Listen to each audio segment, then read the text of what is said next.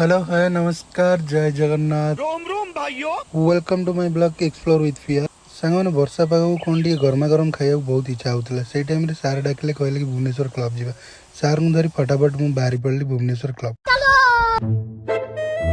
सांगने रास्तार तो जाऊे कि मनटा मोर थिला कोठी गोटे कौन गरमा गरम खाइबा लगे भगवान आज कौन कोठी किसी खाइबा मिलनी जति बेले देखिले रास्ता साइड रे जो सब इलेक्ट्रिक पोल लगी जो लिचु लाइट लगी त्रिरंगा पताका कलर बहुत सुंदर लगुला छाड़ मन को मारिक मुझे आगू चलली फाइनाली मुझे आसिक पहुँची गली भुवनेश्वर क्लब। यहाँ हूँ भुवनेश्वर क्लब आ भुवनेश्वर क्लब रे मु सार को ओह्लई दे बाहरी पड़ी बाहर को गाड़ी पार्किंग करिया लगी गाड़ी पार्किंग करके बाहर बुलला बेलू देखिली गोटे छोट ठेला लगी आ से ठेला को देखला पर मो भोक 4 गुणा होगला भाई सांगे सांगे पलि गली से ठेला पाख देखिली से ठेलार जड़े भाई गरमा गरम कौन छाणुंट ठाकुर बोधे सतरे मो कथा आज शुणीदे सांग मैंने यहीटा हूँ भुवनेश्वर क्लब सामने गोटे छोटिया स्टल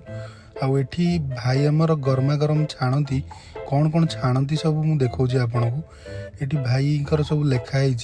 बिना पियाज रसुण श्रावण मास लगी छतु स्टिक 10 टंका पनीर स्टिक 20 टंका मु खाइबी बोली भाई संगे संगे गरमा गरम पनीर स्टिक और छतु स्टिक छाणिकी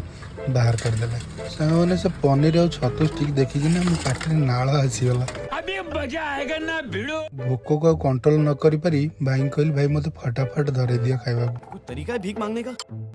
भाई कहले कौन खाइब मु कहली भाई 2टा पनीर स्टिक दियो और गोटे छतु स्टिक दियो सांगे सांगे भाई 2टा पनीर स्टिक और गोटे छतु स्टिक रे टिके चाट मसला मारी आ ता देर गोटे कंचा लंका दे मो हाथ रे धरे देले थैंक्स। सांगने पनीर स्टिक और छतु स्टिक देखा जी सुंदर लगुला आ खाइबा से क्रिस्पी और टेस्टी लगुला जो मान को पनीर स्टिक खाइबार अच्छी तो पलि आसे भुवनेश्वर क्लब सामना को। रहूची नमस्कार जय जगन्नाथ।